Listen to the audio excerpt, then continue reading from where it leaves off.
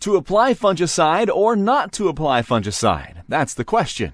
Bill Mullen might be able to help with the answer. He's the Director of Agronomic Services with Seed Consultants. A lot of corn in Ohio didn't get planted towards that end of May, and now we're getting close for that planting to see if the tassels are going to come out, and do we need to use a fungicide. Fungicide past years basically took care of the crop from disease and protected the yield. Times were good back then. Grain prices were a lot higher, $7, $8 a bushel. Now we're half that. We're out here right now just trying to make sure we can maintain that yield without putting a lot more into it. Yes, we know that gray leaf spot and northern corn leaf blight, anthracnose leaf blight, these blights can deteriorate the leaf and also from the leaves, being, as one friend of mine said, the solar panels, getting that sun for photosynthesis and making food production for the plant and the ear down the road and that. So right now we're trying to make sure, and everybody's aware of, that the hybrids are planting and that how good they are up against these diseases and that. And if they don't have the disease tolerance, yes, then you may want to think about using a fungicide. But the key here is seeing what's out there, and going back to your seed guide, review it, and then see if you have the diseases out there, whether or not you need to go ahead and justify that fungicide in that. I went ahead in this field, and the thing about it here is we could see on the field, this is 11HR63. As good as the root system. The root system really, she went out getting those roots to go down, went down early in that, okay? Our nodal roots and feeder roots have developed extremely well in here. And the other thing too is we're getting for our brace roots and that, secure that plant down here and that, all right? And so it's very, very good. The thing about it, this plant, and it got really tall. We figure it's close to probably 11 feet or so. Normally it isn't that way. A lot of early rains, this hybrid got tall. The other thing is that we're looking at 38,000 population. This hybrid typically will put out a big ear, and it has very good disease tolerance. However, talking with a customer and that, I did recommend the use of fungicide because this was his best corn he had for the last couple years. Puts out a big ear. With these taller plants and 38,000 population, I felt we could justify that fungicide there, not for the disease, but for the plant integrity, trying to retain and keep the stalk quality really good. These are some of the things that when you look at the field, you need to go out there and look and see and dig up. So, right now, as far as what we're looking at, as far as disease go, I did see a little bit of gray leaf spot. That was on the leaves, just a couple lesions down here. And again, the gray leaf spot is more of a small rectangular lesion throughout the field.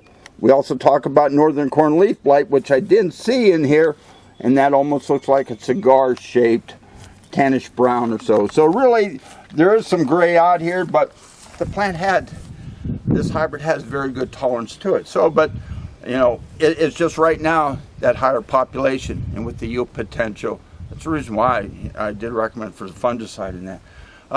But for overall, it's a nice piece of corn and good plants. We have good weed control. Everything is building towards a very good yield. And we just hope Mother Nature will cooperate. We don't get a lot of winds. We're down in the valley here, and it's just showing that for these plants here, we had a little bit of wind, we could have some issue. But right now, there isn't much of disease. Put the fungicide on there for protecting the yield and also for plant integrity on the stalk and that. So, okay, we made our second stop here in the soybean field. The variety here is 9385s. Our 9385s is a very medium tall, very offensive variety in that it's probably one of the best for the last 2 years in the higher yield category, and it has that potential in the 60s to 70 bushels in that. In this type of ground, medium tall, a lot of flowering, a lot of potential nodes out here. The nodes aren't that far apart. The things we look at our roots and that. The roots went down early. Look at all the nodules and that they're on here on the plant itself.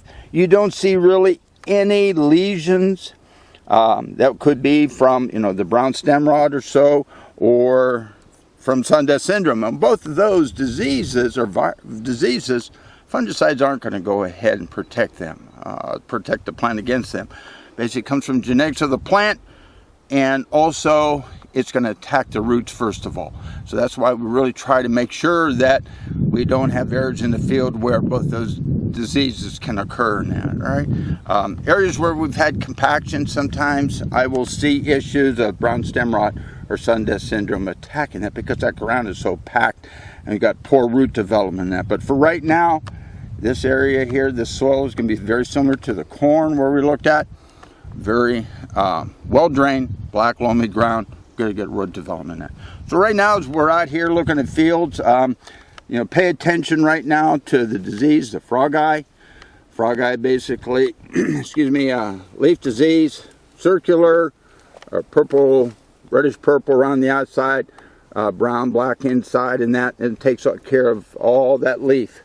And when it does take the leaf out, it really takes out your yield in that. We'll look at some brown spot maybe that's down here at the bottom of the plants. I don't know if we can try to see some. There is going to be a little bit brown spot that's been in here, not that much, but that's something we'll see here. It really doesn't affect the yield, but it's more cosmetic in that. But really, it's the frog eye we need to be concerned about, as well as looking in our fields for brown stem rot and sudden death.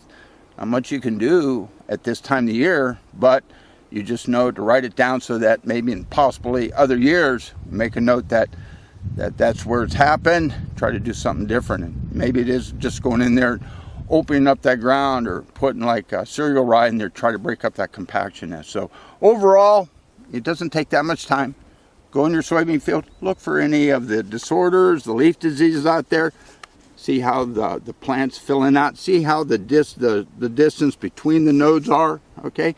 Because right now what we're doing is we're looking at the potential for a high yield here. And you never know until you get out here and really look at it and feel good about what you have.